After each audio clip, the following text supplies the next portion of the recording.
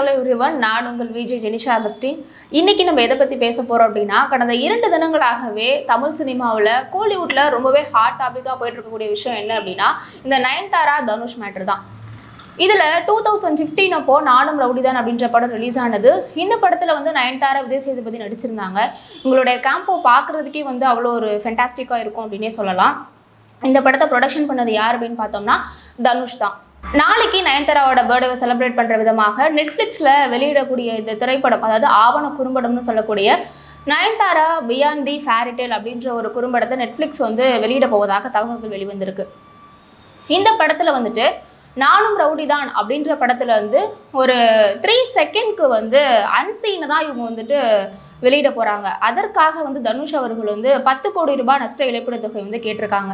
என்ன விஷயம் அப்படின்னா, தனுஷ் தரப்புலேருந்து, அதாவது இப்போ வரைக்குமே தனுஷ் அவர்கள் நயன்தாராவோட அறிக்கைக்கு ரிப்ளை பண்ணலை. ஆனால் தனுஷோட ரசிகர்கள் என்ன சொல்லிட்டு இருக்காங்க அப்படின்னா, நானும் ரவுடிதான் படம் வந்து தனுஷோட செட்ல இருந்து அவரு ப்ரொடக்ஷன்ல வெளிவந்த படம் தான்.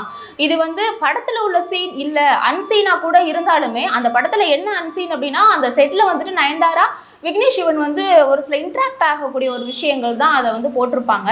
அதற்காக வந்து இவ்வளோ பெரிய நஷ்ட இழப்பீடு தொகை கேட்குறாரு அப்படின்னு எல்லாருமே சொன்னதுக்கு அவரோட ரசிகர்கள் வந்து என்ன சொல்லியிருக்காங்க அப்படின்னா, அவருடைய செட்ல இருந்து அவர் பர்மிஷன் கொடுக்காம இதை போடுறது வந்து தப்பு தான். அப்போ அவருடைய இந்த காப்புரிமை அப்படின்றது அவர்கிட்ட இருக்கு. அப்போ இது வந்து கரெக்ட் தான் அப்படின்னு ஒரு சிலர் வந்து பேசிட்டு இருக்காங்க. இந்த படத்துல வந்துட்டு கோலிவுட் சினிமாலேயே என்ன ஒரு அதிர்ச்சி விஷயம் அப்படின்னு பார்த்தோம்னா, பழைய இன்டர்வியூஸ்ல வந்துட்டு நயன்தாரா, தனுஷ் இவங்க 2 பேருமே ஒரு ஃப்ரெண்ட்ஷிப் பாண்ட்ல இருந்திருப்பாங்க. அது பார்க்கவே வந்து ஒரு நல்ல ஒரு அருமையான ஒரு தருணமா இருக்கும். இவர்கள் யாரடி நீ மோகினி அப்படின்ற படத்துல நடிச்சிருப்பாங்க 2 பேரும் சேர்ந்து. அந்த ஒரு இதுவுமே நல்லா இருந்திருக்கும். இவங்களுடைய காம்போல அடுத்தடுத்து படங்களாக இருக்கட்டும், இவங்க வச்சிருக்கக்கூடிய அந்த ஃப்ரெண்ட்ஷிப் பாண்டா இருக்கட்டும், இதெல்லாம் தாண்டி ஒரு 3 செகண்ட் அந்த ஒரு வீடியோவுக்கு 10 கோடி ரூபாய் நஷ்ட இழப்பீடு வந்து கேட்டிருக்குதுன்றது ரொம்பவே அதிர்ச்சி கொடுக்குற விஷயமா தான் இருக்குது அப்படின்னே சொல்லலாம். இது தொடர்ந்து நயன்தாரா அவர்கள் வந்து ஒரு நோட்டீஸ் விட்டுருக்காங்க, அறிக்கை வெளியிட்டிருக்காங்க. அந்த அறிக்கையில் அவங்க எப்படி ஸ்டார்ட் பண்ணியிருக்காங்க அப்படின்னா, தனுஷ் போன்று, அதாவது அவங்களுடைய அப்பா டைரக்டராக இருந்திருப்பாங்க, அதே போல் அவங்க அண்ணனும் வந்து டைரக்டர் தான். இந்த மாதிரி பின்னணியிலிருந்து நான் வந்து தமிழ் சினிமாவில் வந்து காலடி எடுத்து வைக்கல, எனக்குன்னு ஒரு கடின உழைப்பு, கடின முயற்சி, டெடிக்கேஷன், அதை வச்சு தான் நான் இப்போ வரைக்குமே கோலிவுட்டில் சர்வை பண்ணிகிட்டு இருக்கேன் அப்படின்னே சொல்லலாம் அப்படின்னு சொல்லியிருக்காங்க. அதே போல் இந்த Nayanthara beyond the fairy tale அப்படின்ற ஒரு ஆவண குறும்படத்தில் நயன்தாரா நடிச்சிருக்கக்கூடிய பல படங்கள்ல இருந்து ப்ரொடியூசர் வந்து அனுமதி கொடுத்துருக்காங்க சில காட்சிகளை வந்து எடுத்து போடுறதுக்கு. ஆனால் தனுஷ்கிட்ட நாங்கள் வந்து கிட்டத்தட்ட 2 இயர்ஸ்க்கு முன்னாடியே நாங்கள் இதை பற்றி நாங்கள் வந்து வெளிப்படையாக சொல்லிட்டோம். ஆனால் 2 வருஷம் வரைக்கும் அவர் வந்து எந்த ஒரு ரிப்ளையுமே கொடுக்கல. அதனால தான் இப்போ நாங்களாம் ஒரு சின்ன திருத்தத்தை மேற்கொண்டு இந்த படத்தில் வந்து நாங்கள் தயாரிச்சிருக்கோம்னு சொல்லிட்டு அந்த ட்ரைலர் வந்து வெளியிட்டிருக்காங்க. அதில் அந்த ட்ரைலர் சீன் தான் இந்த அளவுக்கு ஒரு சர்ச்சைக்கும் பிரச்சனைக்கும் உள்ளாகிருக்கு அப்படின்னே சொல்லலாம். அதில் நயன்தாரா என்ன சொல்லியிருக்காங்க அப்படின்னா, இந்த படத்தில் நான் மட்டும் கிடையாது, என்னை சார்ந்து பல சக ஊழியர்கள் நடிச்சிருக்காங்க. அது மட்டும் இல்லாமல் அவரோட ரசிகர்களுமே இந்த படத்துக்கு ரொம்பவே எதிர்பார்த்து காத்துட்ருக்காங்க. இவங்க எல்லாத்துக்குமே இது ஒரு மிகப்பெரிய ஏமாற்றத்தை கொடுத்துருக்கு அப்படின்னு அவங்க சொல்கிறாங்க. அதே போல் பல படங்களோட காட்சிகள் இந்த ஆவண குறும்படத்தில் இருந்தாலுமே, நானும் ரவுடிதான் அந்த படத்தில் தான் விக்னேஷ் சிவன் ப்ளஸ் அந்த நயன்தாரா இவங்க 2 பேரோட அந்த காதல் கதை வந்து மலர்ந்திருக்கும். அந்த ஒரு சீன்லாம் வந்து இந்த படத்தில் இல்லாமல் நாங்கள் பார்க்குறதுன்றது எங்களுக்கு ரொம்ப ஒரு மனவேதனையும் மன உளைச்சலும் கொடுக்குதுன்னு நயன்தாரா சொல்லியிருப்பாங்க. அதற்கப்புறம் என்ன சொல்லியிருக்காங்க அப்படின்னா, தனுஷை வந்து ரொம்பவே விமர்சனம் பண்ணியிருப்பாங்க. தனுஷ் வந்து ஒரு போலியான முகமூடியை போட்டுக்கிட்டு இருக்காரு, அவருடைய மேடைகள்லேயும் சரி ரசிகர்கள்கிட்ட காமிக்கக்கூடிய அந்த அன்பு போல ஆஃப் ஸ்க்ரீனில் இருக்காது, அதாவது தனிப்பட்ட வாழ்க்கையில் அது இருக்காது. இது சார்ந்து மற்ற ப்ரொடியூசர் கிட்ட போயிட்டு இந்த மாதிரி நான் ஒரு ஆவண குறும்படம் எடுக்க போகிறேன், எனக்கு பர்மிஷன் கொடுங்கன்னு சொல்லும் பொழுது அவங்க ஈஸியாக முன் வந்து கொடுத்துட்டாங்க. ஆனால் தனுஷ் அவர்கள் ஒரு 10 கோடி ரூபாய் 3 செகண்ட் வீடியோவுக்கு 10 கோடி ரூபாய் தான் ஒரு பேசு பொருளே. இது கேட்டிருக்கிறது வந்து மற்ற டேரக்டர்ஸ் ப்ரொடியூசரை கம்பேர் பண்ணும்பொழுது தனுஷ் எந்த இடத்துல இருக்காரு அப்படின்றது இது மூலியமாக எனக்கும் என்னுடைய கணவர் விக்னேஷ் சிவனுக்கும் தெரிய வந்திருக்கு அப்படின்னு சொல்லியிருக்காங்க.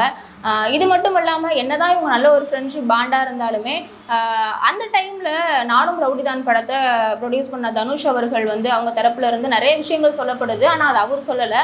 இந்த படம் எடுக்கும் பொழுது கிட்டத்தட்ட ஒரு 3ல் 1 பங்கு தான் எனக்கு வந்திருக்கு, 2 பங்கு வந்து நஷ்ட இழப்பீடாக தான் எனக்கு இருக்குது. அப்போது என்னோட அனுமதி இல்லாமல் அந்த சீனை வந்து போடக்கூடாது அப்படின்னு வந்து சொல்லியிருக்காரு. அப்படி ஒரு வேளை நீங்கள் போட்டிங்க அப்படின்னா அதற்கு ஒரு 10 கோடி ரூபாய் நஷ்ட இழப்பீடு தொகை எனக்கு கொடுக்கணும் அப்படின்னு சொல்லியிருக்காங்க. அதற்கு நயன்தாரா வந்து இது வந்து சட்ட ரீதியாகவோ இல்லை விளம்பரத்திற்காகவோ இது வந்து இந்த படம் இருக்குது அப்படின்னா நான் வந்து அக்செப்ட் பண்ணிப்பேன். பட் வந்து ஒரு தனிப்பட்ட ஒரு பழிவாங்கும் எண்ணத்தினால மட்டுமே தனுஷ் அவர்கள் வந்து இப்படி பண்ணியிருக்காரு அப்படின்னு வந்து நயன்தாரா அவர்கள் ரொம்பவே வேதனையோட உருக்கத்தோடையும் சொல்லியிருக்காங்க. அது மட்டும் இல்லாமல் அந்த நோட்டீஸில் 3 பக்க அளவுக்கு அந்த ஒரு வார்த்தைகள் இருக்கும். அதை எல்லாமே படித்து பார்க்கும் பொழுது ரொம்பவே ஒரு வலிமை நிறைந்த வார்த்தைகளாகவும், இது போல் இதுக்கு முன்னாடி வரைக்கும் இந்த மாதிரி ஒரு நோட்டீஸை அவங்க வெளியிடலை. அப்போ இதில் இவங்க இந்த அளவுக்கு பேசியிருக்காங்க அப்படின்னா அது எந்த அளவுக்கு வெளிப்படுத்தக்கூடிய விஷயமா இருக்குது அப்படின்றத நம்ம இந்த இடத்துல பார்க்கணும். அதே போல் இதனை தொடர்ந்து தனுஷ் அவர்கள் நிறைய ஸ்டேஜில் வந்து பேசுவார் இல்லையா, வாழ விடு, ஒருத்தரை வந்து பின்னாடி தள்ளி முன்னுக்கு வரணும்னு நினைக்காதீங்க, அந்த மாதிரி நிறைய டைலாக்ஸை சொல்லுவார். அதுக்கப்புறம் ஸ்ப்ரெட் லவ் அப்படின்ற ஒரு வார்த்தை, அன்பை பகிருங்கள் அப்படின்னு சொல்லுவார்.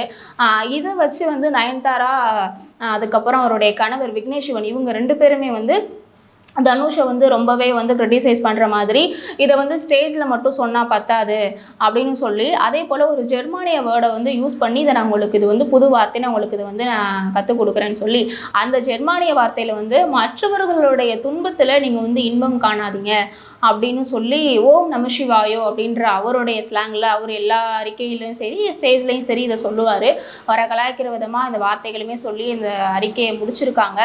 இது சார்ந்து தனுஷ் அவர்கள் வந்து இதற்கு வந்து எந்த ஒரு பதிலடியுமே கொடுக்கல, எந்த ஒரு ரிப்ளைஸுமே கொடுக்கல அப்படின்னு தான் சொல்லப்படுது. அடுத்தடுத்த நாட்களில் இது சார்ந்து தனுஷ் அவர்கள் எப்படி ரியாக்ட் பண்ணுவார், எந்த விதமான ரிப்ளையை கொடுப்பார் அப்படின்றத பொறுத்திருந்து தான் பார்க்கணும். தேங்க்யூ.